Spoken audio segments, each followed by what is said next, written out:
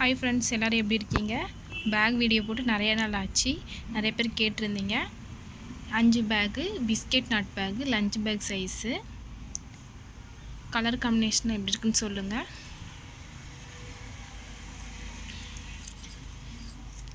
ஒன்றே முக்கால் கட்டில் போட்டது, yellow with red, green with blue,